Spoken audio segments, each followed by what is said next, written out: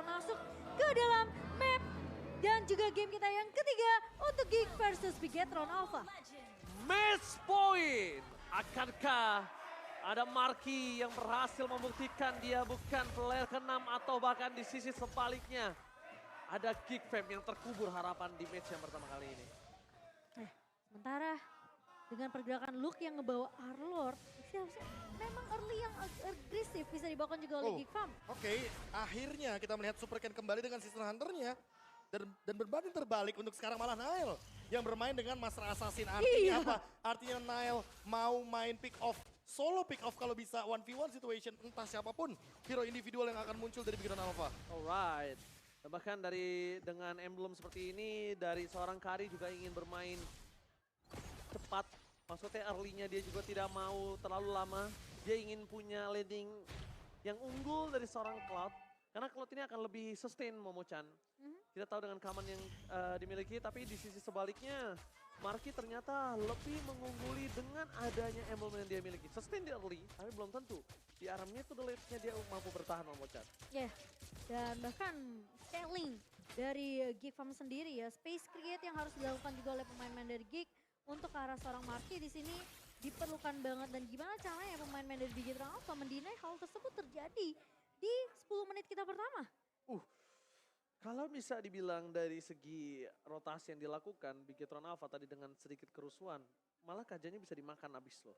Dan kalau misalnya di sini kajanya bakal coba dilumat, dan Super Ken tidak harus butuh ke arah purple buff, dia tidak terlalu depending on purple buff.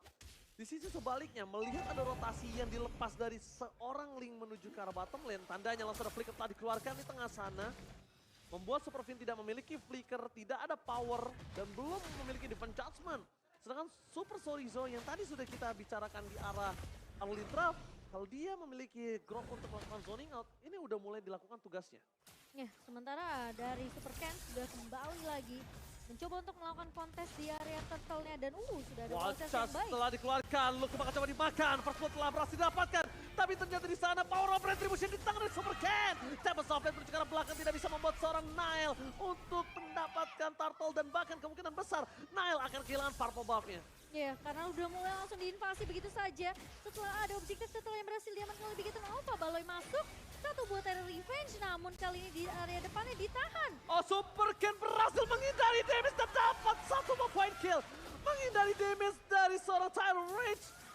Sosok Paloiski gagal mendapatkan Super Ken, tapi dia malah bebas bernyanyi, bermain piano di tengah sana. Electrifying Beats lagi-lagi. Dan Bigetron Alpha kembali dengan permainan yang kita udah mulai mungkin ngeliat di game pertama. Mereka coba untuk ngebait satu buat teamfight yang mungkin bisa dibilang skirmish kecil di area purple-nya. Dan itu diiyain sama Geek Farm. Dan bahkan Aboynya keculik. Ini kerugiannya sebenarnya ada di Aboy sih. Kalau misalkan Aboy kita match up kan dengan Super Key, mau tidak mau nanti kita akan melihat perbedaan level dan item di early game. Tapi untuk saat ini setidaknya itu yang paling bisa dilakukan sama Geek Farm, mempertahankan purple buff untuk Nile agar dia tidak kehilangan pattern farming yang benar-benar potensial di early game. Karena kalau dari early game aja purple buff-nya pun sudah hilang, kemungkinan besar di sini Bigetron Alpha akan invade dan berkali-kali akan melakukan hal yang serupa. Oke, dan untung aja nggak hilang. Tapi kalau misalnya dilihat dari Super Fin bakal coba untuk melakukan invasi ke arah bottom lane, informasi yang harusnya sudah didapatkan ya. Dan ini Marky juga langsung melakukan defensive mode. Dia langsung mencoba untuk bertahan.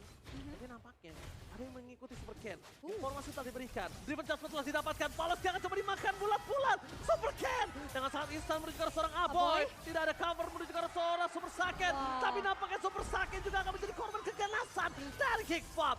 1-1 dan ternyata triple kill. Looking for Maniac. Apakah ini akan menjadi satu bom Maniac pertama untuk Super Ken? Karena ada Luke di depan sana yang coba dimakan begitu saja. Wajah dan tidak ada Maniac. Lebih fokus ke arah satu point kill untuk turtle selanjutnya. Tapi itu jadi keuntungan yang benar-benar bakal bikin snowballing banget ke arah Bigetron Alpha, Prof. Plus timingnya nggak sih? Kayak kita ngeliat timingnya ini pas banget. Abis dapetin point kill terhadap Luke, muncul turtle terhadap. Turtle-nya muncul. Ini udah kayak disiapin, ini bonusnya loh, turtle-nya, setupnya dan semuanya. Lagi, untuk sekarang lagi-lagi Nile harus benar-benar effort lebih. Karena dia tidak membawa Season Hunter, dia membawa Master Assassin. Sehingga ini yang nanti akan membedakan pattern farming dari Super Ken dan juga Nile-nya sendiri. Super Ken tentunya akan lebih well formed di sini dengan ngebawa Season Hunter juga. Tapi kali ini Marky masih bisa ditahan tentunya di area atas dan Oh, mencoba menuju ke arah seorang Super Key. Nile gagal tertarik, tapi ini udah ada informasi yang diberikan. Tidak ada Feather Extract yang tandanya ketika Feather Extract tidak ada, invasi di arah top lane, ini mungkin agak cukup kekurangan damage. Lihat, Super Key akan memaksa, depan sana ada Marky, Super Ken, membuat seorang Baloyski bingung siapa yang akan coba gua tangkap karena terlalu riskan menangkap seorang Super Ken. Super Venus coming up, defense adjustment gagal didapatkan. Informasi yang bisa dimiliki adalah parpolnya akan coba dipegang oleh seorang Nile. iya, tapi apakah akan ditukarkan nantinya? Tapi masalahnya dari posisi Nile tentunya akan lebih cepat untuk mengamankan ke arah purple yang sudah colong begitu saja.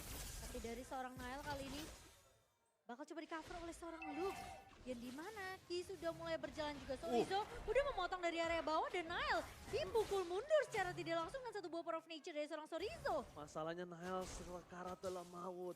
Dia seperempat darah, walaupun dia ada Tempest of Death, defense adjustment itu nggak bakal bisa bikin dia bertahan. Selama durasi defense adjustment masih dipegang dia dan dia langsung hilang ketika kena Super Ken, Profesor. Itu Dan dia nggak 1400 damage loh, physical damage. Iya, Di makanya. menit yang ke-6, bayangkan dari Power of Nature yang begitu kejam. Masalahnya si Sorizo ini dia bawa Master Assassin juga, Be. Iya makanya ini bakal jadi poin plus, tapi di depan sana langsung ada inisiasi. Yap, dibuka begitu saja ke altar yang akan menyelamatkan itu dari pemain-pemain begitu Alpha, tapi dibuka begitu saja tanpa Blast. Ke arah seorang Superfin memang tumpang, tapi Ken membalaskan itu semua. Ranger emas. Oke, tapi di depan sana ada Marky yang mencoba untuk bertahan seorang diri, tak ada yang menemani. Dia ada top lane mencoba untuk mempertahankan dirinya, tapi Turtle kembali akan di tangan dari Bigetron Alpha. Perfect Turtle for Bigetron Alpha, kembali lagi dominasi seperti di game yang pertama. Wah ini bener-bener kayak kita dibawa dejavu sedikit. Di game yang pertama hanya diberikan 2 poin kill saja. Dan bahkan Superfin di-trade dengan banyaknya pemain dari Geek Farm. Sehingga 1-3 tentu dari kuantitas saja kita udah melihat. Ini engage play dari Geek Farm terpatahkan itu yang pertama. Ya. Gold leadingnya dari 3.000 menuju ke arah 5.000 bahkan 6.000. Makin jauh. Makin jauh, kalau misalkan Lord didapatkan, tidak menutup kemungkinan ini 10.000 gap gold pun Wow. bisa didapatkan. Kalau kita melihat dari instant replay, semuanya Superfin. Tapi Cloud Altar membuat Superfin setidaknya sedikit saja bisa memberikan efek paralyze. Yeah. Agar damage yang diberikan ke arah Super Ken tidak begitu maksimal, dipotong sedikit lah, 4% di sana. Ya, dan sama seperti di game pertama, nggak ada yang bisa menghentikan atau mungkin nge-beat. What are you doing, Baloy? Membuang tire race dengan sia-sia kali ini. Apakah ini T-Man MPL untuk pertama kalinya? Ya, Trigger mental. trigger beta. Man. Tapi lihat Watchers dikeluarkan, PDST bersama dengan mendapatkan satu ball untuk Super Key. Masih mau lebih, Super Ken bernyanyi bermain piano di depan sana, nggak ada yang bisa ditumpangin. One man situation, Super Key langsung dengan siap. Lihat, Super Ken dia muterin. Dan Super Key udah siap di sana, yang membuat linknya kalau masuk lebih dalam lagi akan termakan. Udah pasti. Itu kalau misalkan tadi Nile tidak mengikuti bagaimana insting dia sebagai assassin untuk mengejar ke arah Super Ken, itu udah pasti bakal kemakan. Tapi udah sekarang Nile mau tidak mau nggak punya ultimate lagi, nggak punya Tempest of Blade, jadi dia harus memilih untuk mundur. Dan ini dia sebuah perbedaan dari segi emblem ketika penggunaan Link dari Super Ken versus Nile. Tadi bedanya yang pertama, Fatal digunakan, Season Hunter masih di bawah. Tapi untuk dari Nile, dia membawa Swift, dia membawa attack speed, tapi tidak membawa Season Hunter. Dia memilih Master Assassin di sini. Ya, dari segi farming tentunya akan sedikit tertinggal jauh ya, Be ya. Di sini dengan ngebawa Season Hunter juga di tangan seorang Super Ken. Dan memang nggak sama-sama ngebawa Master Assassin, tapi yang dibawakan dari Nile sendiri adalah dia bawa lebih ke arah attack speednya. Ya bedanya sedikit. Ya mungkin kalau kita ngeliat dari Swift aja cuma satu ya karena attack speed. Iya. Tapi untuk sekarang, out of Oke, nowhere. kalau Altar telah dikeluarkan, Balas King ada terrorist tapi free hit. Dikeluarkan oleh seorang Super Saiyan, Marky hilang. Watchers di arah belakang membuat seorang Aboy harus flicker ke arah depan. Mencoba untuk menukar ke 1-1, tapi nampaknya gagal. Ini pencara. Mereka kehilangan 3 playernya ketika ada Lord yang udah muncul ke lane of down. Nostalgia, Deja Vu game yang pertama kembali lagi hadir kali ini. 8-0-3 ya kan. Plus, ini plusnya ya. Menit 9 Bloodwings udah ada di tangan dari Super Ken. Itu seberapa besar damage Seberapa Magic? besar damage? Ya ini dia jawabannya, 36.735 damage magical yang diberikan Lihat teman-teman Geek Farm dan pattern farmingnya benar-benar tidak terhentikan. Nile sudah kehilangan purple buff-nya dan bahkan untuk saat ini invasi karena orange buff bukan hal yang mustahil. Oke, Dan bahkan- Nile. Hampir aja dipaksa Tempest of Lane, Cimo. Hampir ya. Hampir. Hampir. Untung. Dan sama seperti yang kita tahu Geek Fam, patternnya all for one, one for all. Aha. Mereka maju, tumbang satu persatu, dan bahkan dari Bigetron Alpha mereka yang tinggal nunggu inisiasi yang dibuka sama seorang Baloy. Oke, memang MPL makin lebih keras, tidak ada game 2-0, game 2-1. Apakah kali ini para pasukan dari Bigetron Alpha akan menghubur mimpi dari Geek Farm menamatkan di game yang pertama kali ini. Sorry, di match yang pertama. Tapi match kali ini benar-benar membuat Bigetron Alpha harus membolongi semua base turret supaya mereka bisa lancar dari trailing push. Satu momen celuk, termakan, Watson dikeluarkan, Marky hilang. Namun apapun terjadi walaupun diganti dan ini dia. Bigetron Alpha, sang super squad berhasil mendapatkan kemenangan pertama mereka di MPL.